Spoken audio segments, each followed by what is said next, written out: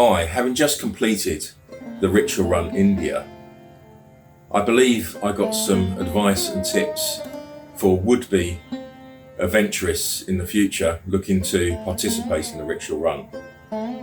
I've just driven 3,313 kilometres down the length and across the breadth of India on a three-wheeled auto rickshaw, and I did it solo. So please listen to my guidance, and hopefully I've got a few tips for you to make your journey successful when you take on the Rickshaw Run in India.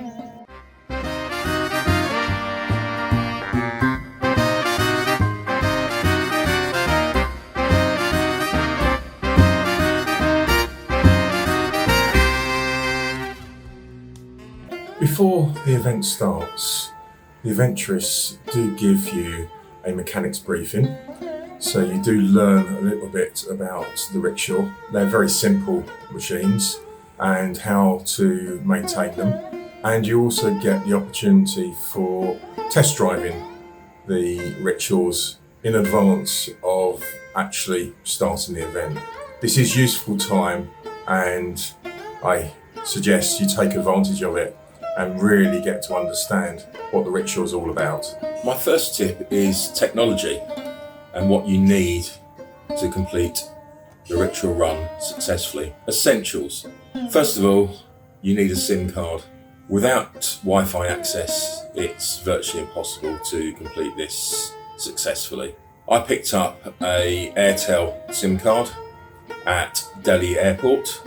So as you come out of arrivals, there's an Airtel shop that will get you up and running on a mobile network in India.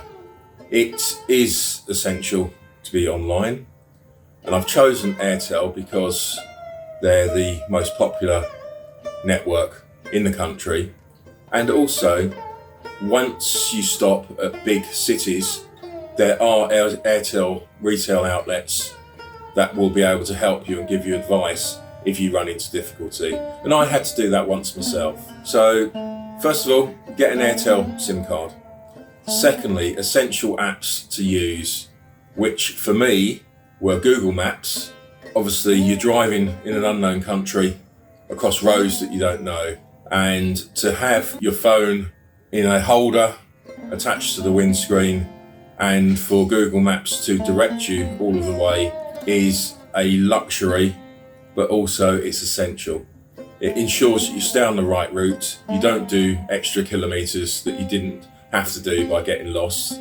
And I did get lost on a couple of occasions when I wasn't using Google Maps. So it is definitely an app that you need to be using. The next app was really helpful when stuck and trying to communicate with the locals, which was Google Translate. It got me out of some sticky situations in terms of breakdowns, how to get auto mechanics, how to get towed, and really just general advice from the locals. Google Translate was so helpful. The next app that I found was really helpful for me was booking.com. I didn't book hotels in advance, I did it on the road as I was nearing the destination.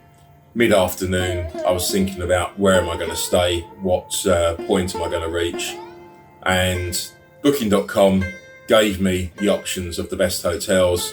You obviously can look up what their ratings are, what facilities they've got, whether they've got car parking, whether they have Wi-Fi, etc. All important things for you to consider when booking suitable accommodation for the night. And the final app that I think is essential is WhatsApp. A lot of locals use WhatsApp and they love to communicate with you, and many locals asked me for WhatsApp and to stay in contact, which I did. But also the rickshaw runners have a group chat, and you get lots of useful guidance and advice from other competitors who are doing the same thing as you. And it's a great community, really friendly, and I think it's essential to stay in contact with the other competitors And it might even be that you can meet up with somebody if you're in the same town for a drink or some food. So WhatsApp is definitely a app that's worth considering. The next tip relates to essential things that you need to bring with you for the rickshaw itself. Well, the first and most important for me was 2 5-litre jerry cans. I was able to ensure that I had spare petrol whenever I needed it and never ran short.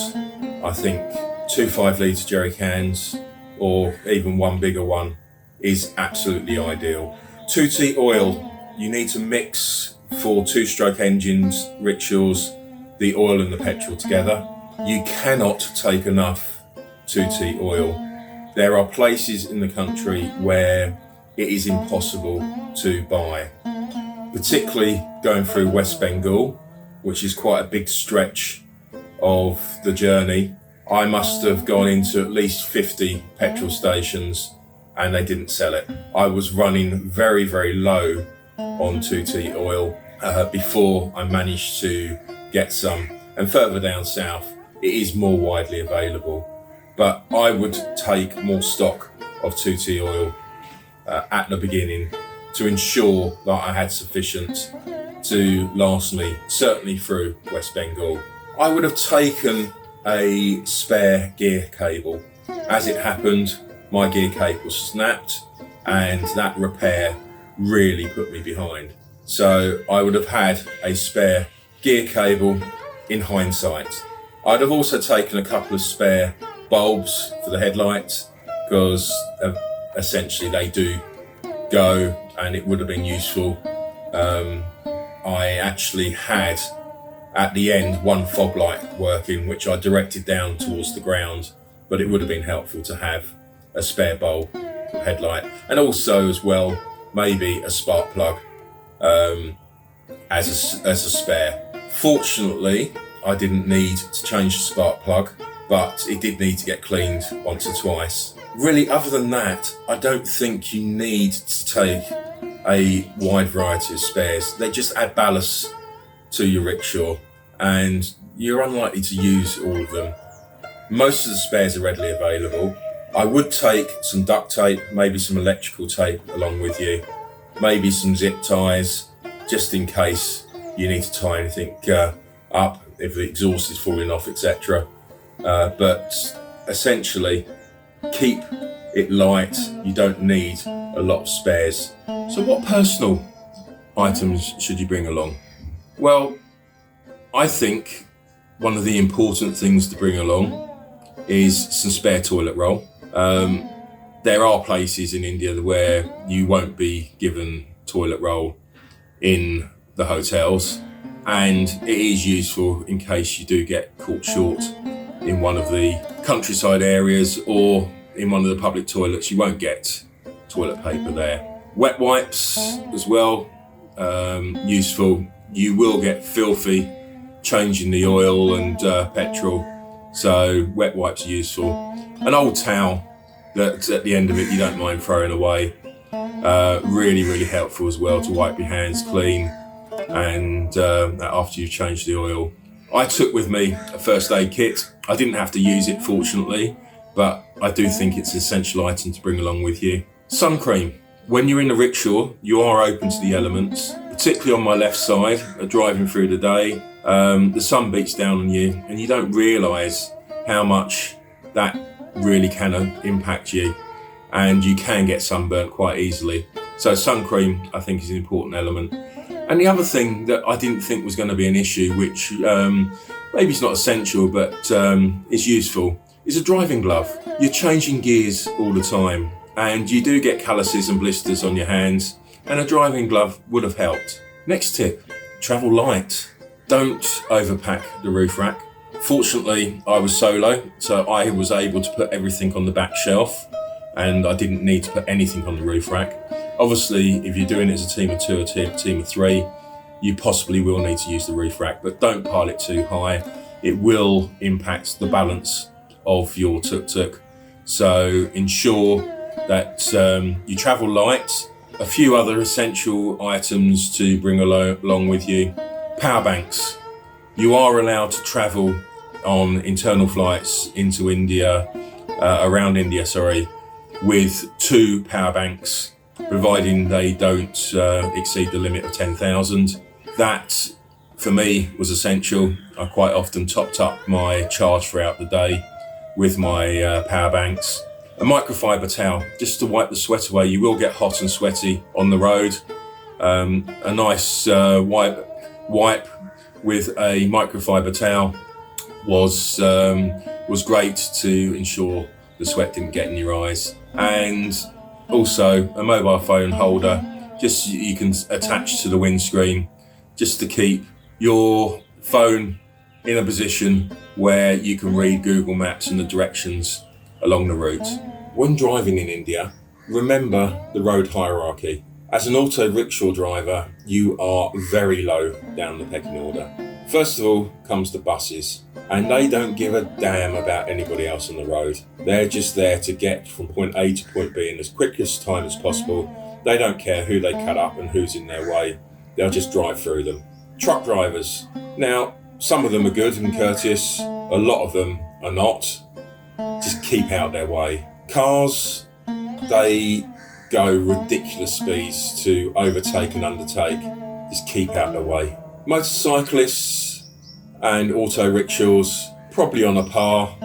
Some good ones, some bad ones. And then further down the chain, you have cyclists and pedestrians. Obviously, the one thing that you will encounter on the roads in India are cows walking down the road, or even just lying in the middle of the road. You obviously have to be careful of them. You'll see goats, you'll see plenty of dogs in the road. Unfortunately, many of them are hobbling with previous injuries from being hit. And you'll see other animals. I saw rabbits, horses, snakes, but just be aware of what's on around you, what's going on around you. The roads as well, up in the north in Gangtok, as you come down the mountains, they're steep and windy. It's quite slow progress. There are a few potholes.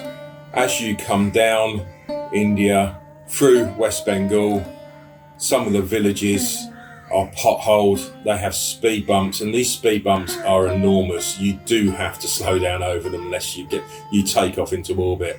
And as you go down further south, the roads get better. The national highways, particularly N816, absolutely superb, excellent roads, and you can make real progress as you go along. But be careful through villages, be careful with those speed bumps and potholes, because they will damage your rickshaw if you go too fast. But the roads do get better the further south you go. At some point in your journey, you will break down and you need help from an auto mechanic. Try wherever possible to get help from an auto mechanic that specialises in rickshaws. Unfortunately, with the gear cable change, my repair there, it was a mechanic who specialised in trucks and didn't have a clue what he was doing. Possibly my fault for not making it clearer, but I was in the countryside, 30 kilometres away from the nearest town. I was just grateful for any help. This is where Google Translate can really help you. If you do break down, be patient. A lot of the locals are friendly, they'll be helpful. They will try and make sure you get back on the road. What it will do is attract a big crowd. There will be some onlookers and sightseers. Smile, keep happy, be patient, and let events take their course. Try and understand what the mechanic is doing. Follow along with the repairs just to make sure you understand. And typically, the price of repairs in India is so cheap. Really, a short repair would be 100 rupees, maybe 200 rupees at the most. If they have to buy parts that are a bit more expensive, it'll be a little bit more expensive. But typically, you're not going to be paying more than 200 rupees. Accommodation. I didn't book any accommodation in advance. I booked it on the day, and this is where booking.com was really useful. When I was nearing the destination for the day, I think an hour or so before, I had enough of driving for the day. I went on to booking.com and booked my accommodation. I tried to keep the accommodation close to the national highway.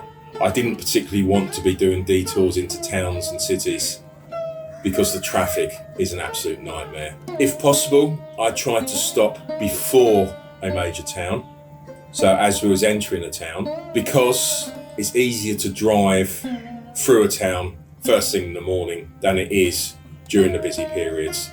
So I much prefer to hit the town and go through the town first thing in the morning when I got up, rather than face it at the end of a long, tiring day. Other important things for me was there ample parking for the rickshaw. I wanted to make sure it was safe overnight. Did the hotel have all the facilities I was looking for? Did it have a restaurant on site? Did it have good Wi-Fi, etc.? And those were my main concerns. I decided quite early on, an hour or two before I wanted to finish, and then chose my point and headed for it. Put it into Google Maps and headed for that point. Also, just remember about access in the morning. If, like me, you're going to get up early and hit the road by 5 a.m, most hotels are either you've got night duty staff on, or they lock the car parks, or the hotel itself is locked. Make sure you've got access to your rickshaw early in the morning and you can get away on time. So let the hotel know beforehand. Most hotels want payment up front. Majority of hotels in India will want cash. Some will take card. Very few, unless in big cities or tourist spots, will take international cards. So just be aware, make sure that you've got enough cash from the ATM machine, because it's unlikely that you'll be able to use your international credit or debit card to pay for a hotel in the middle of nowhere. Food and drink. I ate one meal a day, typically at the hotel where I stay in, where I knew the food source would be reliable. I was leaving at 5 o'clock in the morning, so breakfast wasn't on the cards. I made sure I stopped regularly to rehydrate with water. I didn't risk the roadside food stalls, although occasionally you can pick up some snacks. I didn't want to risk eating a curry in one of those places just in case I got a bit of deli belly. The last thing you need when you're on the rickshaw run is to get ill. Many competitors on my rickshaw run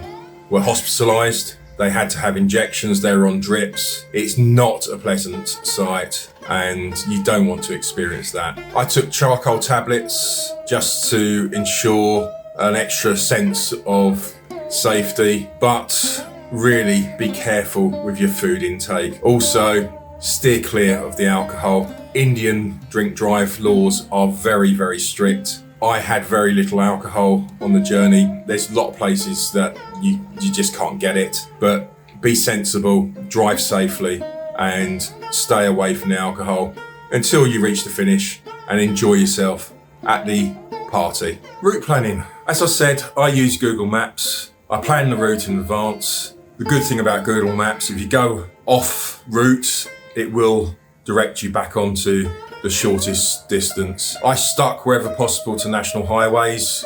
That's where you make the best progress. They're the easiest driving, although far from easy. It's easier to drive on the national highways, but route planning is important. I went down the east coast, which is the shortest route possible. Other people went down the middle of the country, and the four-stroke guys could go absolutely anywhere because they could do unlimited kilometres in a day because they had the power and the range to do that. On a two-stroked engined rickshaw, you are fairly limited on what mileage or what kilometres you can get done in a day. And finally, your philosophy for the event. Have a great time, stay safe, embrace the experience. You will break down, make sure you communicate with the locals. That is part of the adventure. Really ensure that you have some fun, but be serious. This is dangerous. You're driving in India. They are absolutely crazy on the roads here, so do take it seriously. But most of all, build memories. This is a personal experience, a personal trip for you to build lasting memories and to really have something to look back on, to tell the grandkids and to say, yeah, I was one of the few that travelled a three-wheeled tuk-tuk through India and survived. If you're going to take on the adventure, I wish you all the best of luck. It is well worth it. Enjoy the rickshaw run.